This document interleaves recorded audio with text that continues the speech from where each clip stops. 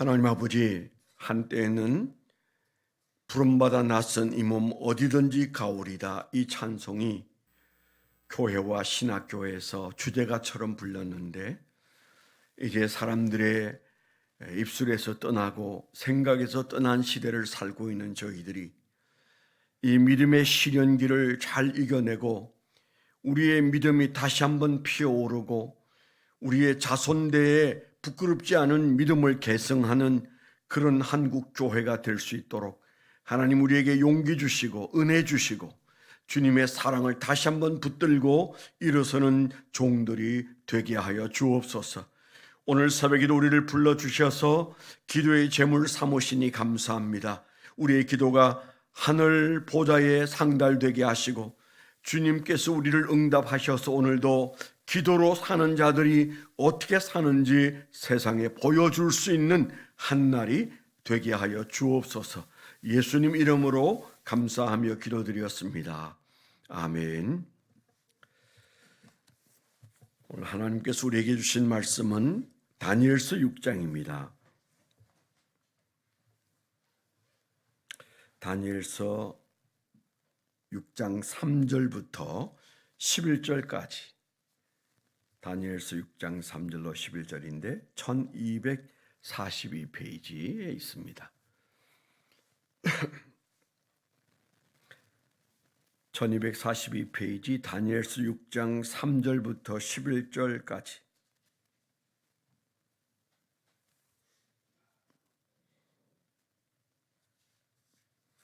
같이 읽습니다. 시작. 다니엘은 마음이 민첩하여 총리들과 고관들 위에 뛰어남으로 왕이 그를 세워 전국을 다스리게 하고자 한지라. 이에 총리들과 고관들이 국사에 대하여 다니엘을 고발할 근거를 찾고자 하였으나 아무 근거 아무 허물도 찾지 못하였으니 이는 그가 충성되어 아무 그릇됨도 없고 아무 허물도 없음이었더라. 그들이 이르되 이 다니엘은 그 하나님의 율법에서 근거를 찾지 못하면 그를 고발할 수 없으리라 하고, 이에 총리들과 고관들이 모여 왕에게 나아가서 그에게 말하되 다리오 왕이여 만수무강하옵소서.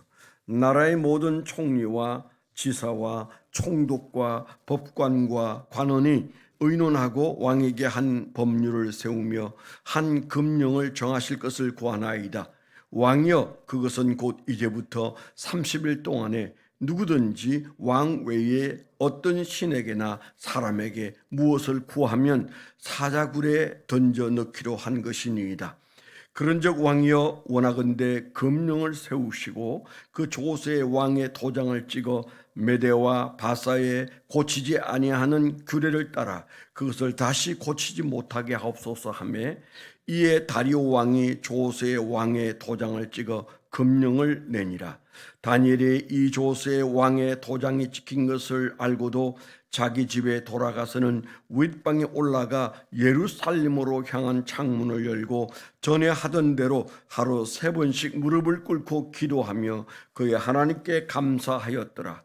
그 무리들이 모여서 다니엘이 자기 하나님 앞에 기도하며 간구하는 것을 발견하고, 11절까지 읽었습니다. 오늘 묵상하고 적어본 적용 제목을 한번 나눠보겠습니다. 순교의 영성을 확인하는 한 가지 질문이 있다면, 순교의 영성을 확인하는 한 가지 질문이 있다면 그것은 당신의 참 왕은 누구인가에 답하는 것이다. 결국 왕이 그 사람을 데려가기 때문이다. 그렇게 적어봤습니다. 순교의 영성을 확인하는 한 가지 질문이 있다면 그것은 당신의 참 왕은 누구인가에 답하는 것이다. 결국 왕이 그 사람을 데려가기 때문이다. 그렇게 적어봤습니다. 한 사람이 70년 동안 어떻게 예수를 믿었는가를 오롯이 보여주는 장면이 오늘 읽었던 다니엘에 관한 말씀이죠. 다니엘 한 70년 정도의 그가 믿음을 어떻게 지키고 살았는가를 보여주는 그런 사람입니다. 흔들림 없이 하나님을 믿었던 사람.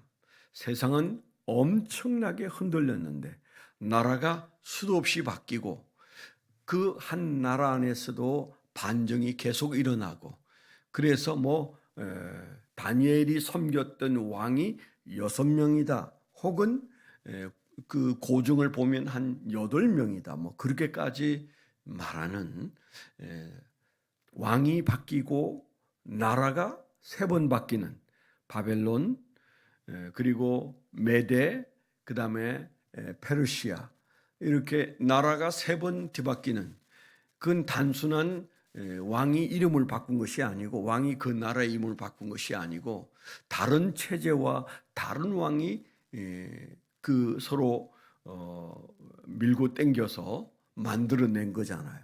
그래서 바벨로니아는 지금으로 말하면 이라크고 페르시아는 지금으로 말하면 이란입니다.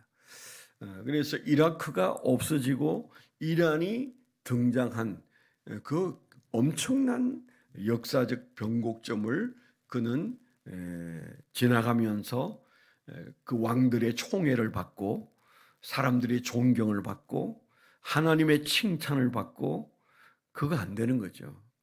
그래서 세상 사람들에게도 칭찬을 받은 사람 혹은 세상 사람들도 인정하는 크리스찬 그러면 대표적인 인물 중에 한 분이 바로 이 다니엘일 것이다.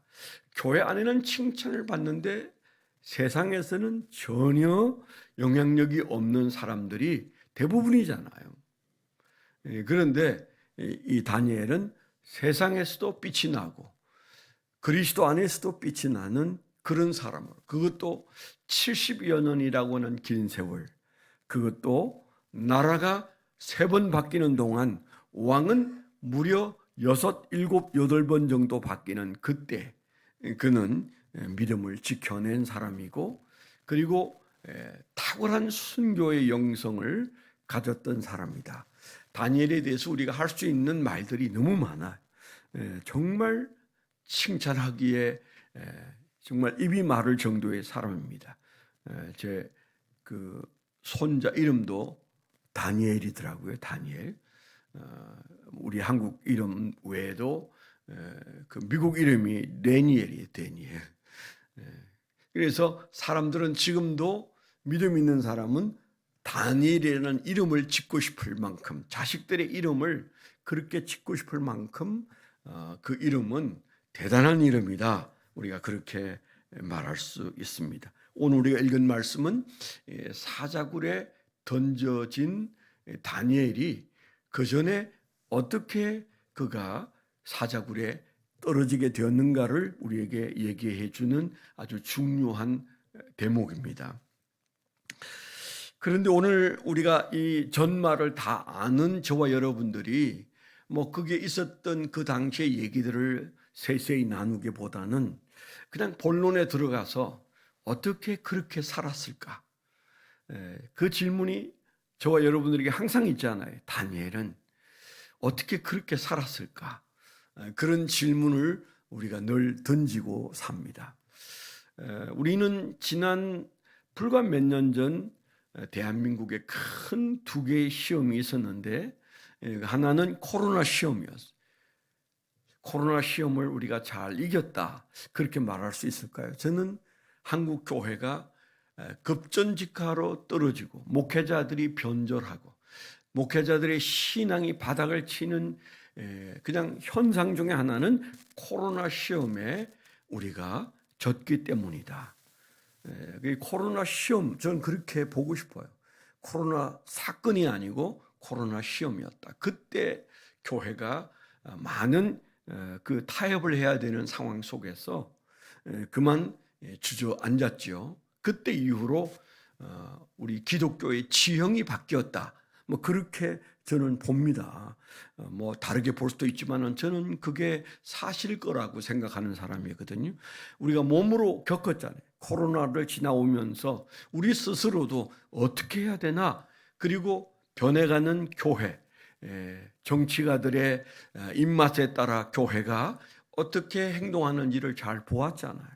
한국 교회의 대표적인 모습들이 어떻게 무릎을 꿇었는지를 우리가 잘 압니다. 그렇기 때문에 우리의 영성이, 우리의 순교의 영성이 바닥을 친 때부터 사실은 한국 교회의 지형이 바뀌었다. 두 번째 시험대가 정치 시험대입니다.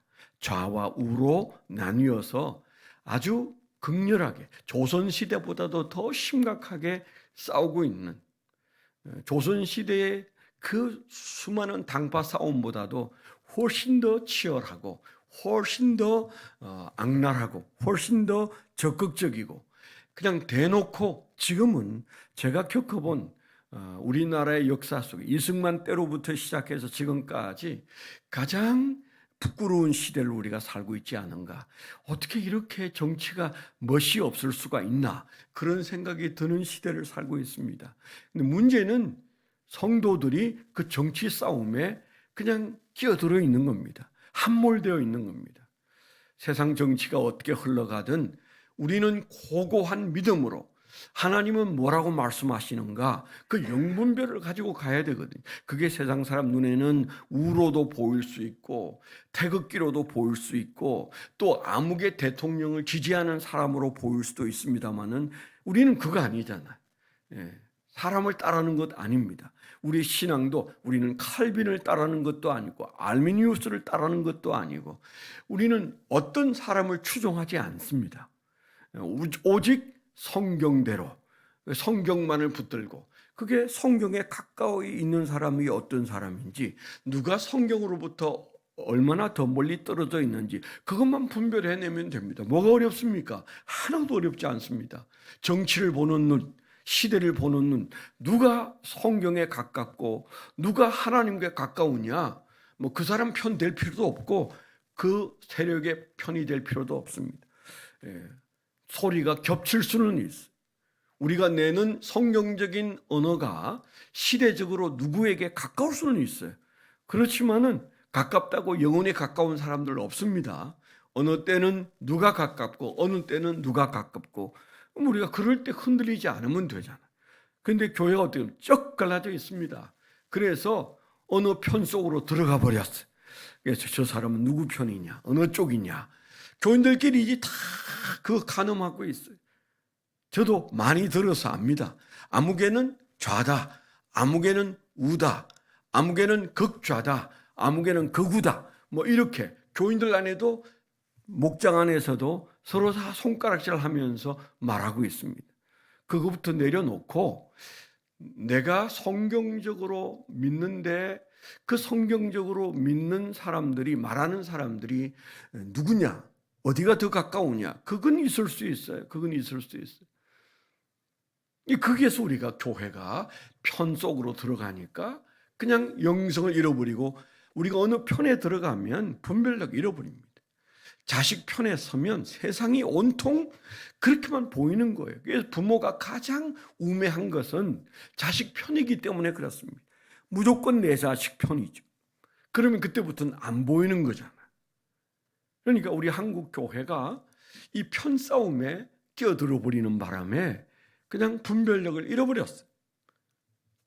그래서 큰 두 가지 시험대에서 우리는 실패했다, 저는 그렇게 보는데, 이 다니엘은 그가 여러 사람의 왕과 여러 나라의 변곡점을 지나가면서도 그는 여전히 충성스러운 사람이고 여전히 그는 능력이 있는 사람이었고 청렴한 사람이었어요. 그래서 결국 포로들을 살려내는 큰 일도 하고, 그리고 하나님께 순교의 영성에 관한 한 다니엘을 배우라고, 기도에 관한 한 다니엘에게 배우라고 우리에게 말씀하시고 있다, 그런 생각이 드는 거죠. 당연히 오늘 아침에 저는 다니엘에게서 배운다면 도대체 오늘 아침에 한 가지만 말씀해 주세요. 하나님, 어떻게 그가 그렇게 살았고 그렇게 기도할 수 있었을까요? 그의 기도 루틴은 도대체 어디로부터 와서 그는 목숨이 경각에 달려있는데도 하던 그 기도 그대로 할 수 있었습니까? 코로나를 지나온 우리는 부끄럽지 않습니까? 부끄럽습니다.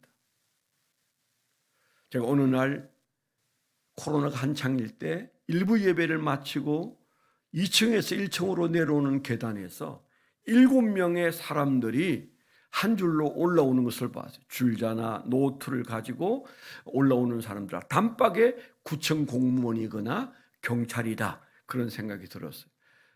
마음속에서는 이 사람들아, 이 예배 시간이 왜 여기에 나타났어? 이렇게 말하고 싶은데 입이 딱 붙어서 말이 안 나오더라.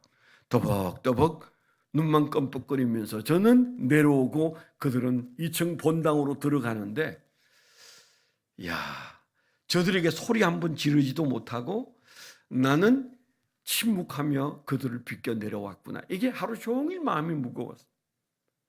교회마다, 큰 교회마다 그냥 경찰이며 구청 직원들이 진을 치고 숫자를 세고 사진을 찍고 그러는 모습들을 우리가 다 기억하잖아요.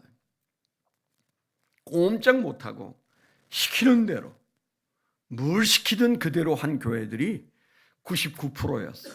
1%의 교회만 한 거였어요.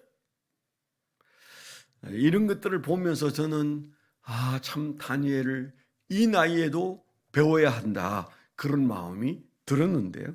오늘 저는 묵상하는 중에 딱 한 단어가 가슴속에 박혔는데, 그것은 3절에 나오는 민첩이라는 단어.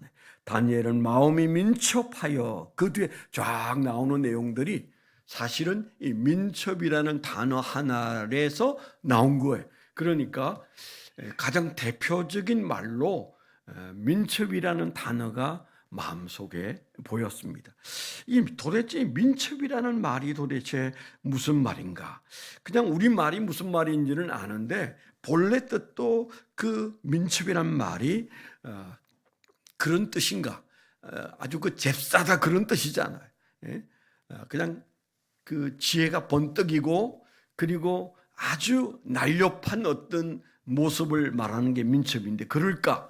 그리고 제가 잠시 원어를 봤더니 그 루아야티르라는 단어인데요. 루아흐는 우리는 잘 아는 단어. 루아흐. 하나님이 숨을 내쉬면서 세상을 창조하셨어요. 영이라는 뜻이라고도 말할 수 있고 영혼이라는 뜻으로도 말할 수 있는데, 야티르, 빠르다. 또 어떤 의미에서 야티르라는 말이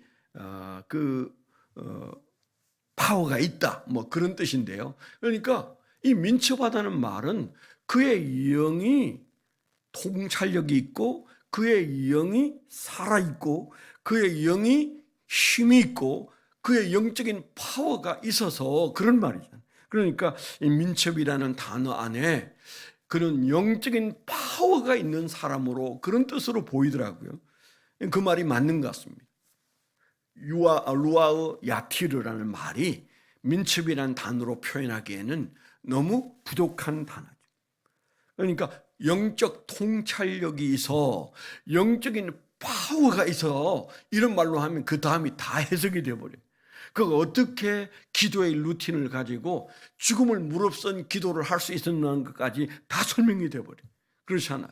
하나님이 그에게 영적인 파워를 주시니까 그는 그 변곡점에서도 충성심을 가지고, 그리고 그는 사실은 많은 일들을 지혜롭게 감당하고, 그래서 세상 군왕들에게도 인정을 받고 사람들에게도 인정을 받는, 그리고 청렴하게 살 수 있었던, 물질에 자기 몸을 담그지 않고도 청렴하게 그 일을 함으로 아무도 그를 터집 잡을 수 없는 그런 사람으로 있었다, 그런 얘기죠.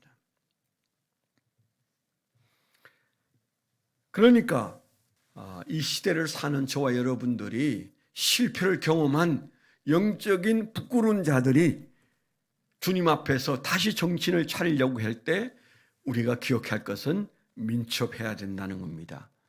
루아 야티르, 영적으로 깨어나야 되고 영적인 파워를 회복해야 되고 영적인 통찰력, 내 눈이 어떤 눈인가를 한번 돌아보고 영적인 눈을 가지고 있는가, 성경적 분별력을 가지고 있는가, 잡다한 세상 것들로 정보를 우리가 들여놓고 그 정보로 판단하는 것은 다 그 썩은 동태눈과 같은 겁니다. 그거 안 되는 거예요. 지금은 아이든 어른이든 우리의 자녀든 우리 스스로든 영적인 분별력을 회복해야 합니다. 그게 루아 야티르예요. 민첩해야 해요. 살아남으려면 영적인 힘을 가져야 해요. 영적으로 볼 수 있어야 되고 영적으로 들을 수 있어야 해요. 삼손이 머리가 밀리니까 눈이 뽑히니까 쇠사슬이 끌려다녔잖아요. 하나님의 주신 것이 사라지니까 눈이 뽑혀서 못 보고 쇠사슬에 묶여서 끌려다녔어요. 오늘날 우리의 신앙은 머리가 밀리고 눈알이 뽑히고 세상 쇠사슬에 끌려다니는 존재들은 아닌가? 우리 스스로를 돌아봐야. 그 집안 우리는 머리 밀린 삼손처럼, 눈알 뽑힌 삼손처럼, 쇠사슬에 묶여서 이리저리 끌려다니는 삼손처럼 한때는 힘이 있었던 그리스도인들이 지금은 힘을 잃어버린 때는 아닌가? 삼손이 하나님 한 번만 저에게 힘을 달라고, 기회를 달라고 기도했던 삼손처럼 하나님 우리에게 한 번만 더 힘을 주십시오. 이렇게 기도할 때가 지금이 아닌가? 기둥을 부여잡고 힘 달라고 기도하던 삼손은 힘이 센 사람이 아니라 기도의 사람으로 바뀌어 있었잖아요. 오늘 우리가 기도의 사람으로 바뀌어야 되는 그런 놀라운 변화의 시점에 있다는 생각을 가지고 다니엘에게서 오늘 새벽에 우리에게 배우는 도전은 그의 민첩함이다. 우리 자녀들에게 뭐 다른 것 안 지워줘도 그들이 영적인 분별력을 가질 수 있도록 기도해서 민첩한 자녀들이면 이 험난한 시대에 살아남을 겁니다. 우리 역시 이 험난한 시대에 믿음의 사람으로 남겨놓았는데 살아남아야 되잖아요. 무엇으로 살아남습니까? 루아의 야티르, 민첩함으로 모든 것들을 해결할 수 있다.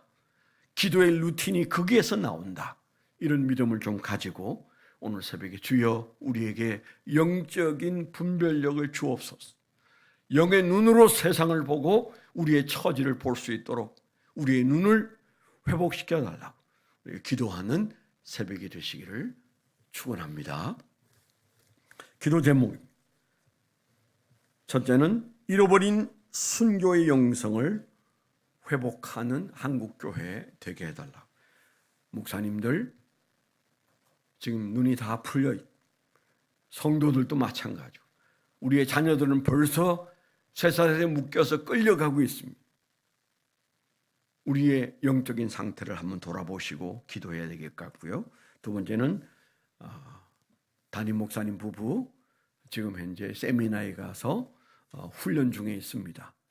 잘 배워서 교회를 위해서 잘 섬길 수 있도록 제가 이제 멘토링 루틴을 만들어 놓고 이제 몇 가지를 진행하는 중에 이번 세미나도 제가 강권해서 가시게 됐는데 하나님께서 큰 은혜 주시도록 기도해 주시길 바랍니다. 세 번째는 대각성 전도 죄송합니다. 이건 내가 지웠는데 너무 많아가지고. 세 번째는 수요성찬, 오늘 저녁에 있는 수요성찬에서 강력한 성령의 임재를 경험할 수 있도록 여러분 오늘 수요성찬을 위해서도 기도해 주시기를 바랍니다. 하나님 아버지 감사합니다. 시대가 변해도 나라가 흔들려도 다니엘은 온전한 믿음의 눈으로 세상을 보고 하나님의 진전한 그의 왕이었기에 흔들림이 없이 그가 갈 길을 갔고 그를 통하여 세상이 구원받았는데 하나님 우리가 순교의 영성을 가지고 우리의 참 왕은 하나님이심을 고백하고 한날을 시작하게 하여 주옵소서.